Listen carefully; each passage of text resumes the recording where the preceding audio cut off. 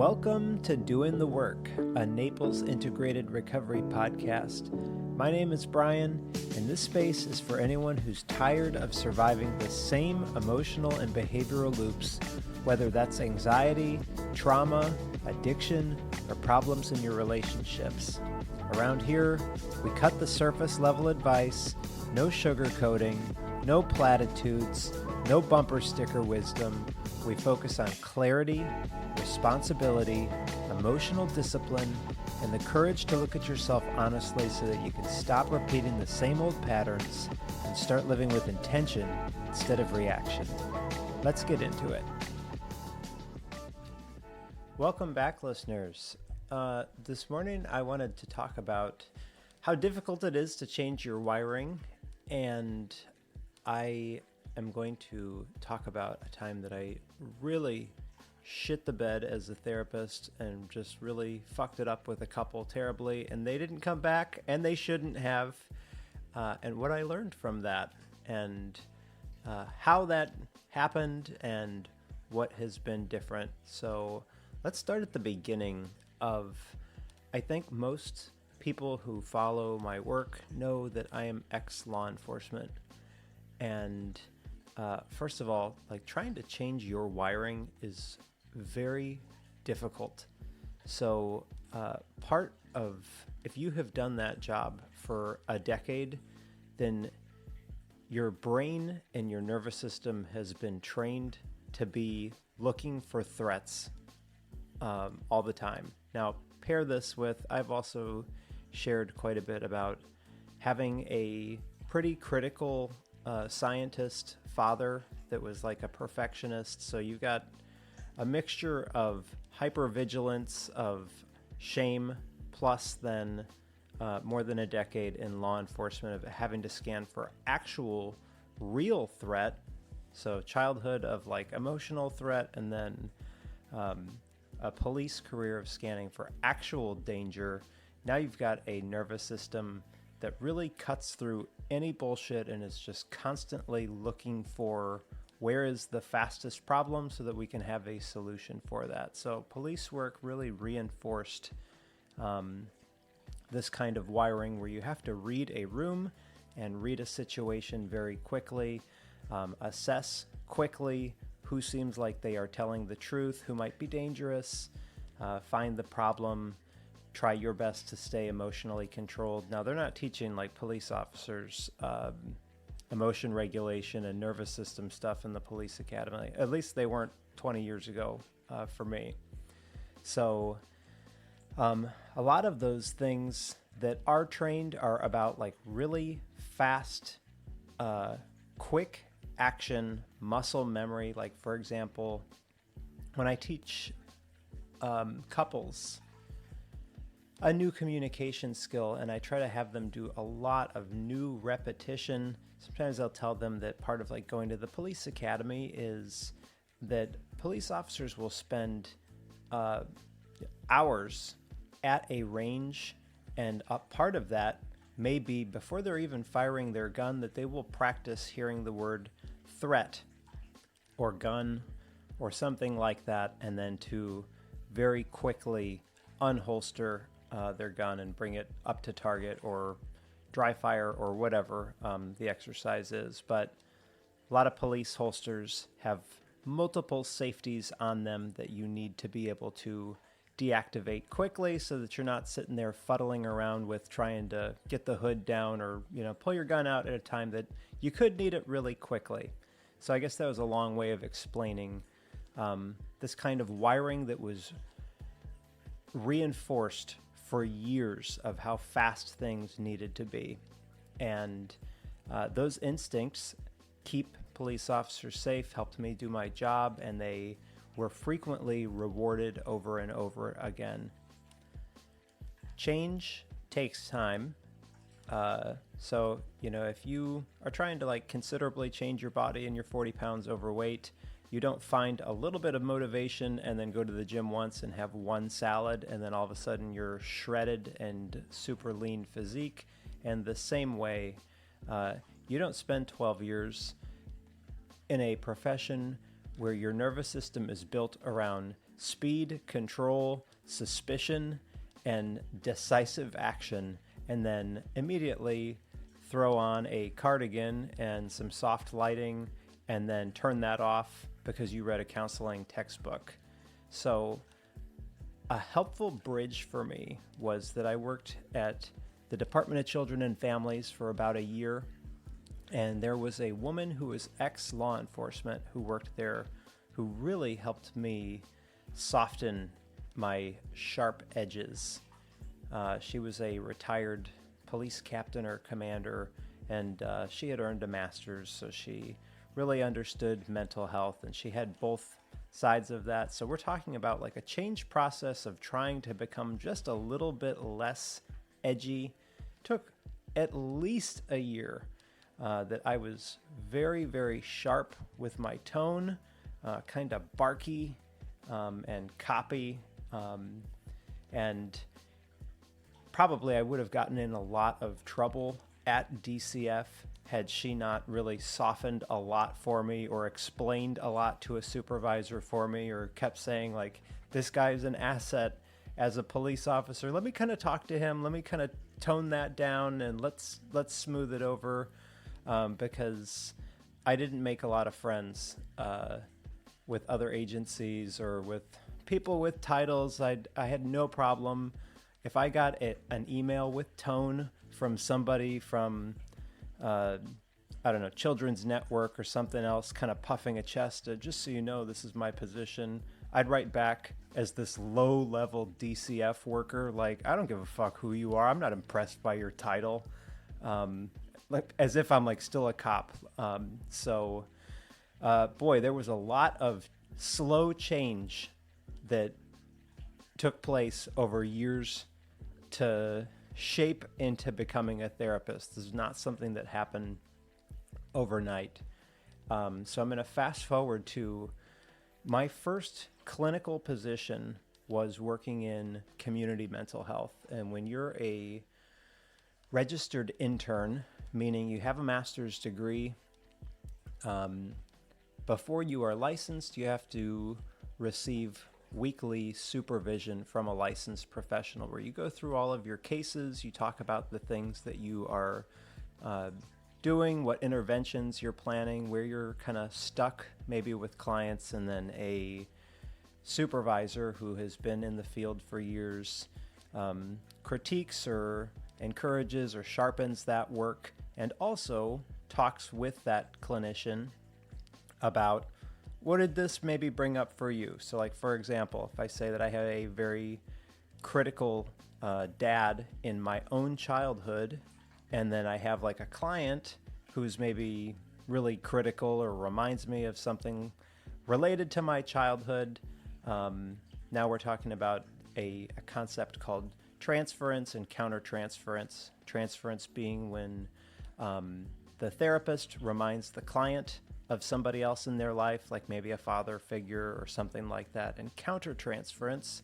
might be if a client that I'm working with is bringing up something that creates emotional charge for me based on something that I have lived. And then I go talk to a supervisor or a therapist about what that brought up in me.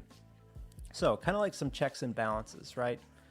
But so this first supervisor that I had as a therapist was kind of training me, and I was new to the profession. Now, my first clinical job was like getting thrown in the deep end of the pool, which I was totally cool with. So I worked for the FACT team, and this was a very limited treatment group where we saw 100 of Collier County's most complex mental health cases. They were all severe and persistent mental health. Many of them had co-occurring addiction problems. So this was a challenging population with lots of emergencies. So with 100 clients, if you're going through all of those, almost always there's a crisis nearly every day between 100 people.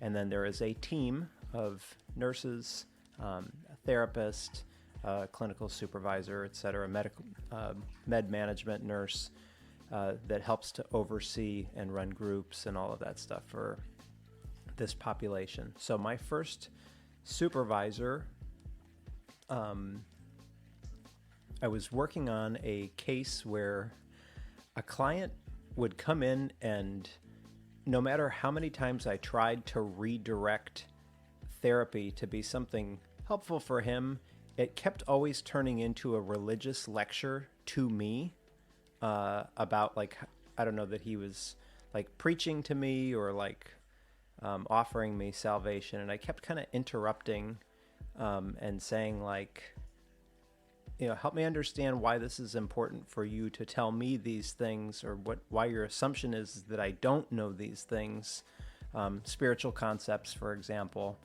But so one time this client kept telling me, write that down, write that down, write that down. And at some point, this cop mode came out of me. Now, again, this is like, I don't know, 5-6 years ago when I'm relatively new to the profession. And I said, you don't dictate what I write down. Cop mode came out for a moment. And I talked about that with the supervisor, who said, how was that helpful for him when you told him that? Oh, shit. And in that conversation, he said,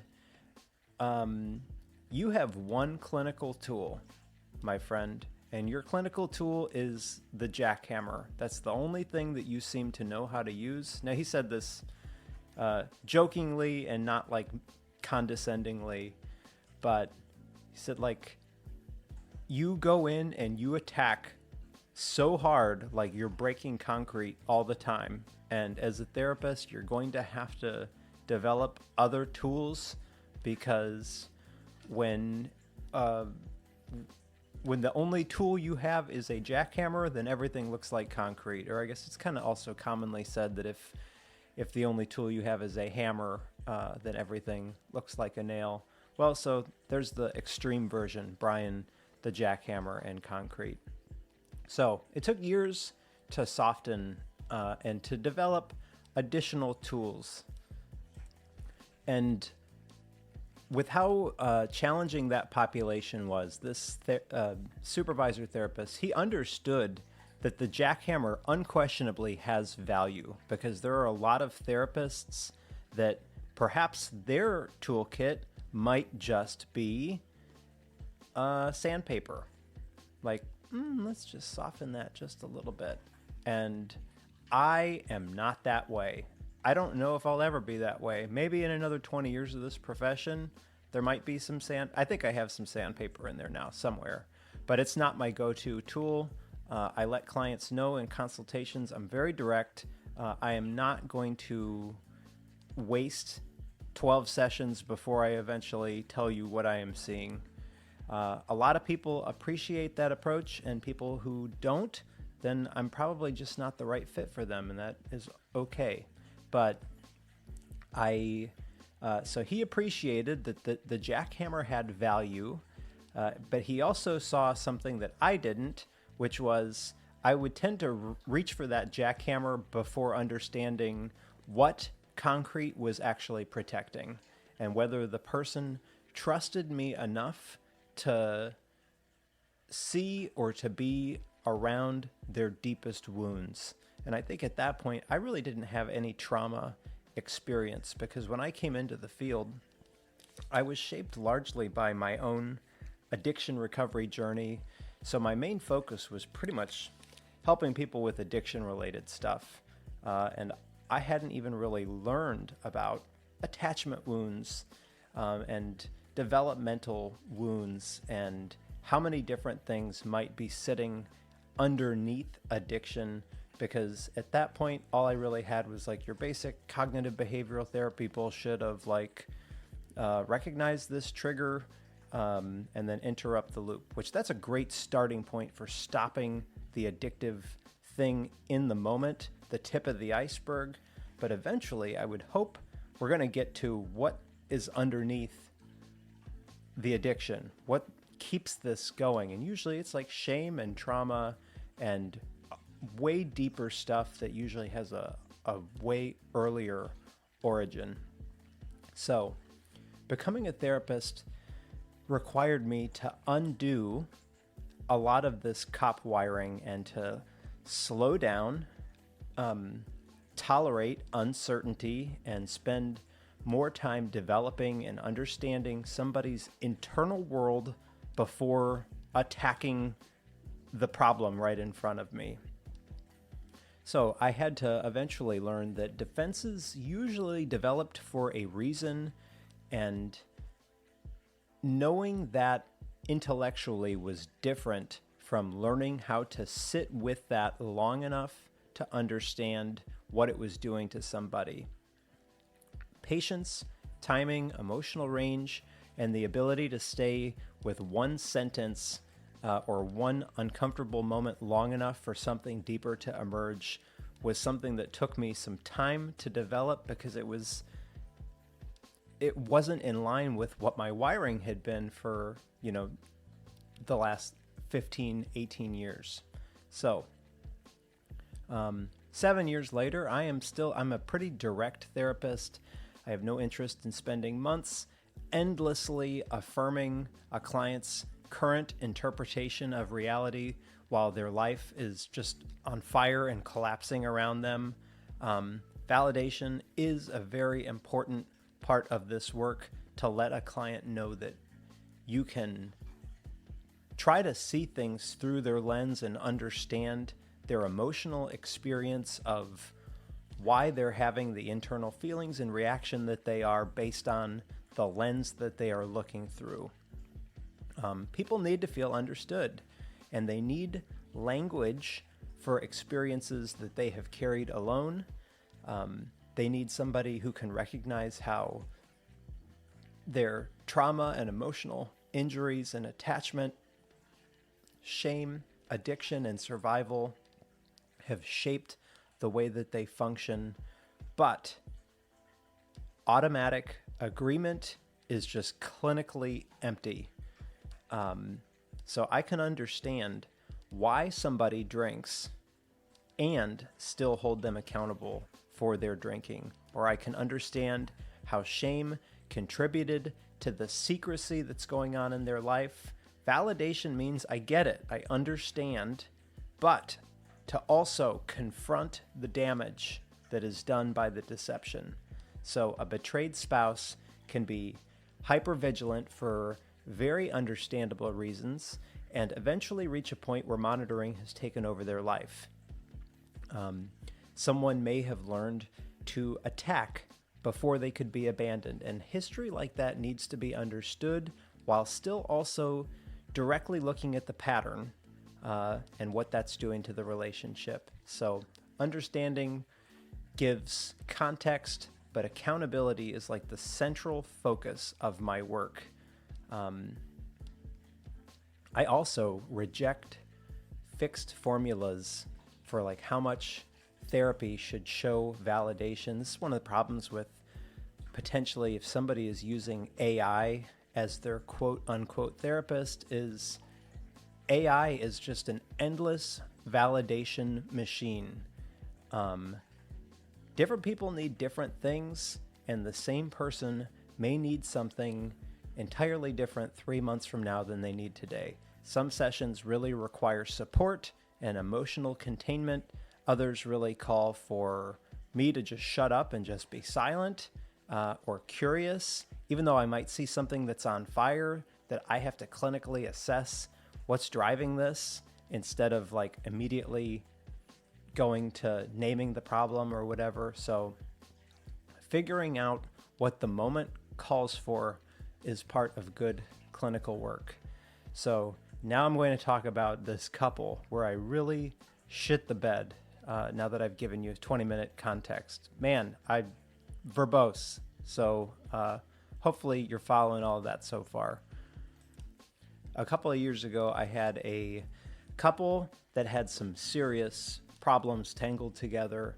There was compulsive pornography use, extensive secrecy and deception, and a drinking problem that was medically dangerous, and the wife felt betrayed and hypervigilant, and the husband had a lot of shame around the extent of his behavior. She was blaming her drinking on what he had done, and he had minimized and concealed so much that she didn't even know what to believe. Now, I think that starting with a couple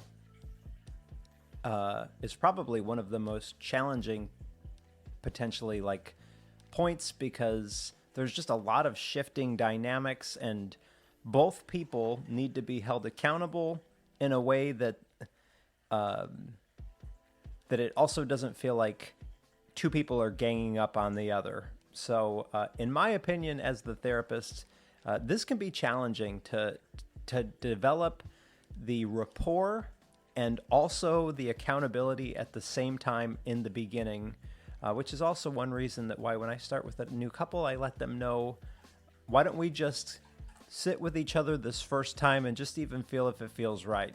So this story I'm about to tell is one that they didn't come back, and it's because I fucked it up. But so I was trying to hold both people in the room, because a first couple session can turn into a firing squad very quickly. You know, if he feels like it's turning into an attack on the porn use, he may never come back because it feels like it's 2-on-1, or the same thing about if it's her and the drinking. So one partner often arrives carrying a long list of injuries. The other comes in braced for attack, and then a therapist can easily become a third person who is like piling on, and then a identified quote-unquote offender could potentially collapse into shame or be defensive or mentally leave the room. So, I mean, this is a complicated dynamic, and maybe an injured partner may get a brief sense of vindication, but then the couple walks out with like the same dynamic reinforced. So in this first assessment session I had with this couple, I was paying attention to the husband's shame and the way that shame can drive secrecy. Shame leads people to hide, minimize, compartmentalize, and protect themselves from exposure. And in addiction, that kind of a cycle can become absolutely brutal, because the person acts out, they feel disgusted, then they conceal it. Maybe it gets discovered, and then there's more shame, and then they return to the same behavior for more relief. And naming that process can be clinically useful, because it gives us a way to talk about accountability without turning it into something that is humiliation. But I also challenged the wife, because I asked in substance, if you've known for years that this pattern exists about the pornography use and secret accounts and money and all these other things, if you have seen who this person is for 2 or 3 decades or however long they had been together, and the pattern has remained the same for that long, why are you still here? And I meant that question, but at some point, betrayed partners also have to examine their own position, because staying is a decision, leaving is a decision. Spending years monitoring somebody else while never making a decision can be its own form of captivity. And I was trying to move her away from organizing her entire life around his behavior and trying to confront her own agency or her own responsibility, or where she still had choice. So there was clinical logic in what I was doing, but my timing and assessment were just fucking atrocious, because I did not understand the full scope of the husband's behavior.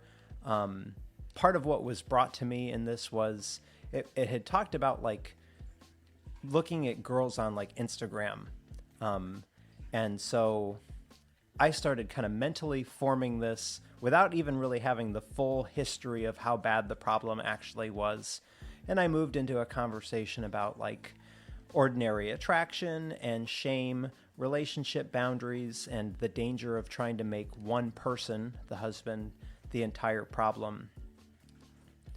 Then more details came out with like secret devices, secret accounts, significant spending, family disruption, prolonged deception, and behavior that had really taken over large parts of life, which obviously changed the clinical picture considerably. This is not the same thing as like liking a picture of a girl in a swimsuit. Now we're talking about something totally different. The distinction between ordinary attraction and compulsive sexual behavior matters. So does the difference between an isolated act of secrecy or years of deception, or ordinary jealousy and trauma-driven hypervigilance. So I was trying to create balance so that in this room, so that one partner didn't feel like they were walking into a firing squad before I even really knew what I was balancing, before I had adequately defined the relationship. So in this first session, the jackhammer came out, and I named some of the enabling and the way that her drinking had become connected to his porn use. And I could feel both of them pull away almost immediately, because she experienced me as minimizing what he had done and the attachment injury, and like that I was joining him and justifying it. My effort to keep the session from being two people ganging up on him landed as if I had failed to grasp the pain of what she was living through. When I started talking about shame, to her it sounded like I was giving an explanation for his secrecy before that secrecy had been adequately confronted. And in this first session, I was asking her to examine why she was still staying in this dynamic and in this relationship if she knew that this pattern existed for 20 or 30 years before she felt fully understood in what she had been living through. So I was pushing her towards self-examination before demonstrating that I had truly understood what staying had cost her, or really understanding the injury first. And so since my confidence kind of outran the data, or because I really I took a quick read on this and then jumped in too fast with my jackhammer, I could tell that even though we still had, I don't even know, 15, 20 minutes or something like that, I had completely lost her, and she closed down and was like, I could have given a perfect clinical gold session after that, but I had already lost her, that she was like, you cannot say one more thing. Like, I'm done. And she had every right to be done, because I had made an assumption too quickly without understanding the full picture. So part of my learning has had to be to shut up and to keep collecting more information before jumping in with my jackhammer or with my hammer. So a lot of the ideas that I was working with, to this day, it makes sense, because shame was part of this secrecy cycle. Her drinking is her responsibility. Her decision to stay really did need examination, and this couple would need somebody capable of holding both of them accountable without it being like prosecution when they come in.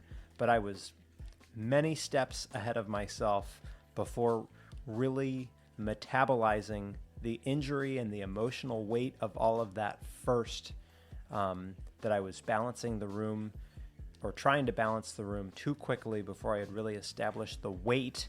You can't balance something if you don't know the weight. That I was already interpreting the system, talking about her agency, trying to keep him from disappearing into his own shame. And I really didn't understand all of the behavior quite yet. So the confidence outran the data. And I knew the pattern because I had seen that before, but I didn't know that couple yet. And during that session, she said something that probably nearly could have contained the entire case. She said, like, I want to trust him, but I don't know if I can.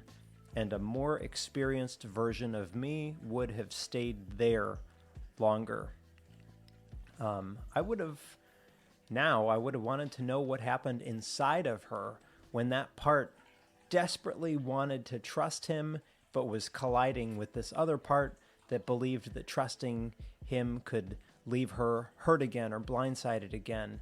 And I would have helped her say that directly to him and slowed him down when shame may have made him want to retreat, so that he could remain emotionally present long enough to understand what that deception was doing to her. So a lot of the work that I do now, moving away from my jackhammer cop days, is an experiential thing between the couple. And what I mean by experiential, meaning rather than each of them telling me what they are experiencing, turning them toward each other and saying, can you say that directly to him? Can you look him in the eye and tell him what you're afraid would happen if you trust him again?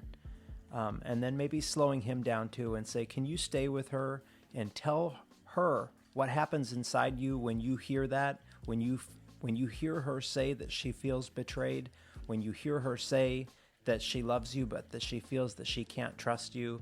So a lot of this vulnerability comes up in sessions. Of course, usually this is not like first session work because there's so much defensiveness and criticism.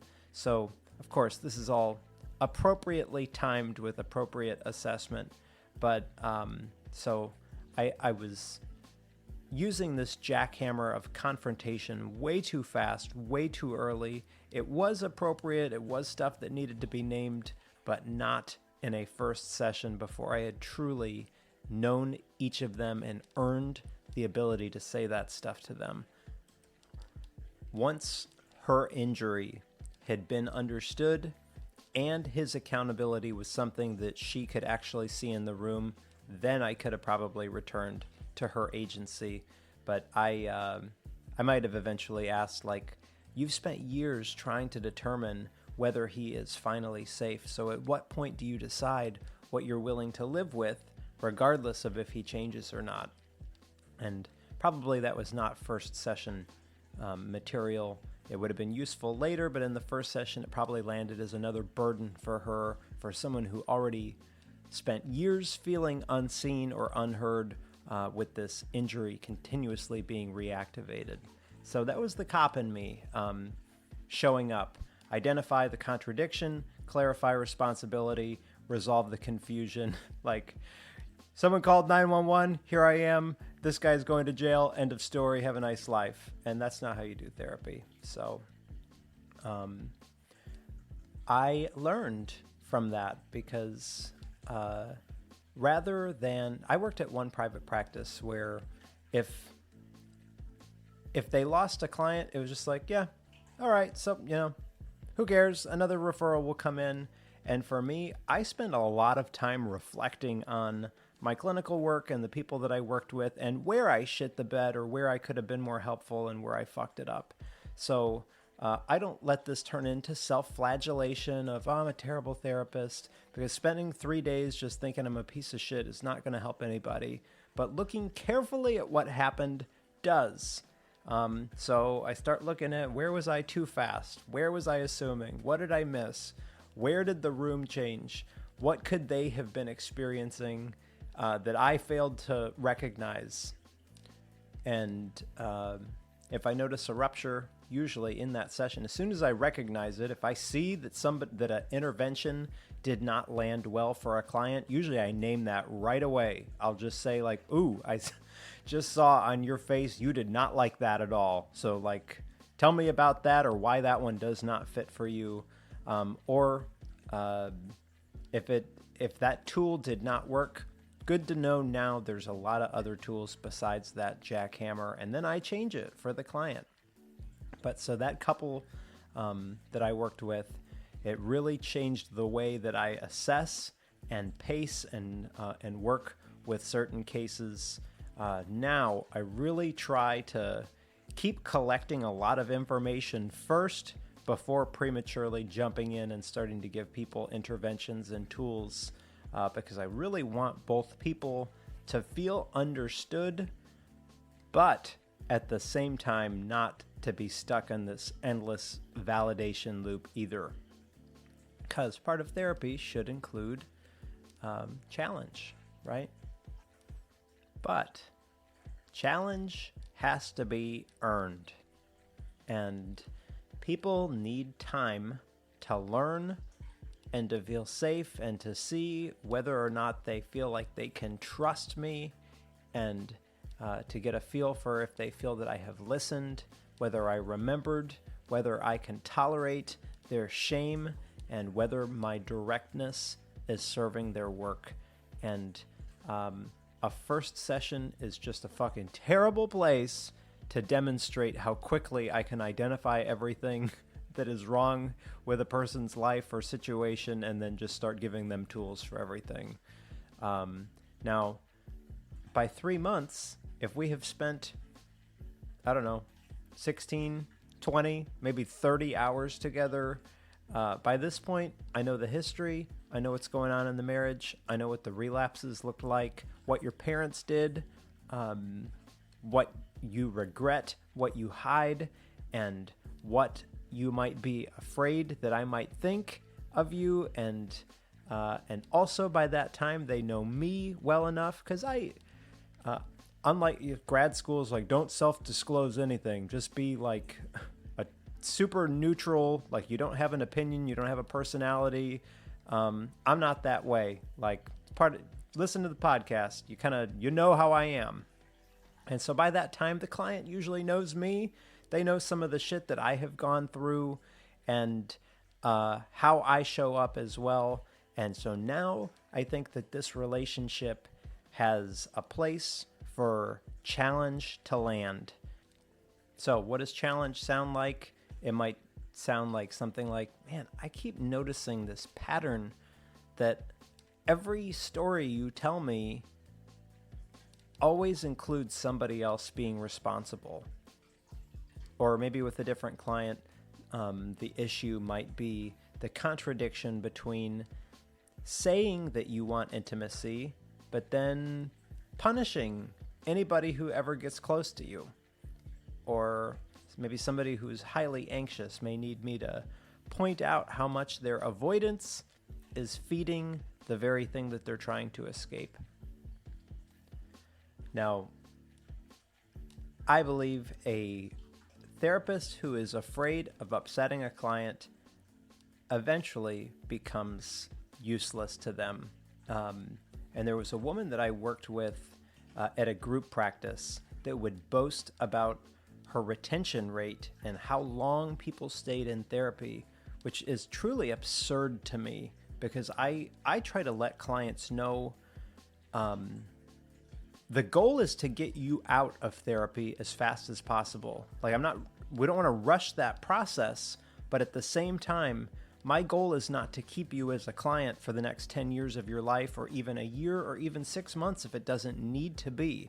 So I let people know it's going to be tailored to what's going on in your life, but the frequency, it might start like twice a week if there's acute distress, but the goal is eventually going to be weekly, and then maybe step down to bi-weekly, and then maybe monthly, or even for me to go, why don't you just call me if you need something? Because I don't think that you really need to be here every week.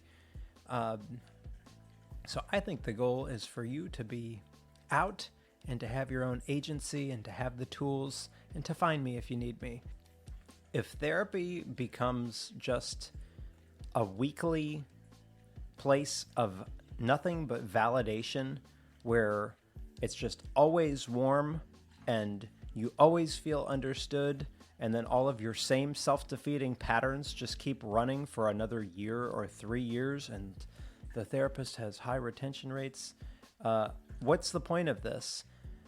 Addiction is one of the clearest places where this is dangerous, because addiction survives through distortion, and a therapist who just endlessly validates everything is going to be feeding into the minimization, selective memory, fantasy, and avoiding talking about the consequences and the belief that somehow this time it's different. People can be incredibly convincing. We can buy our own bullshit so well. We could sell and buy our own bullshit so well, explaining how something is under control and why everyone else is overreacting, or why the problem belongs to somebody else. And a therapist who just keeps warmly reflecting these stories eventually becomes another person that's helping that addiction stay alive. So some conditions, like personality disorders, really require challenge.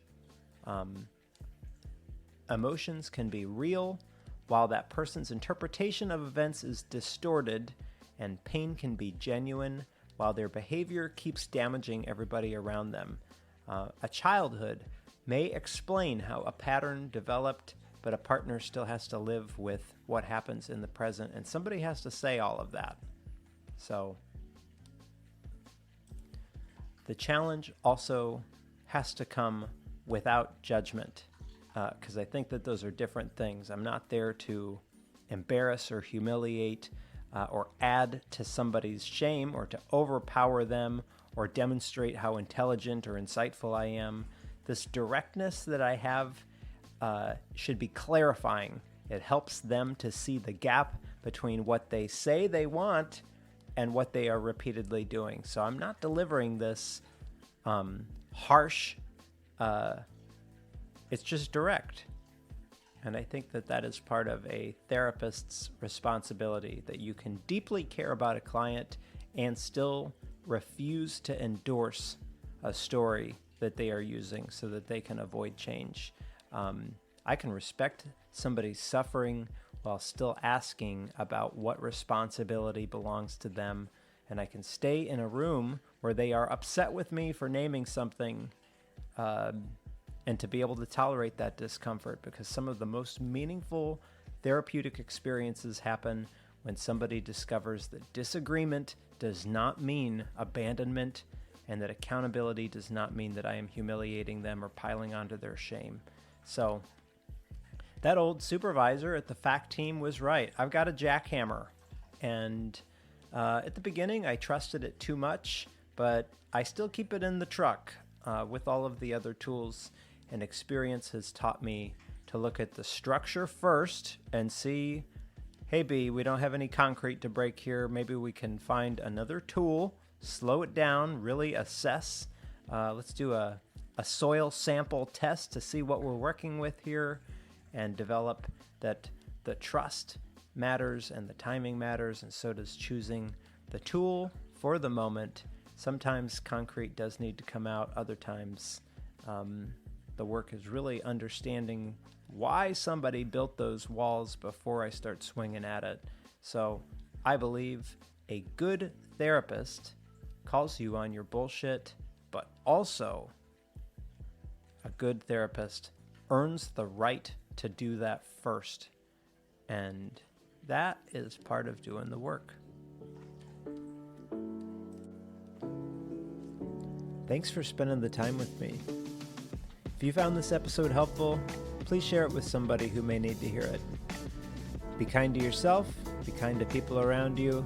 Remember that we're all doing the best that we can with the tools that we currently have, and we're all capable of growing past that. If you'd like to reach out or connect, send me an email, brian@naplesintegratedrecovery.com. I hope to hear from you there. In the meantime, thanks again for listening. I'll see you on the next one.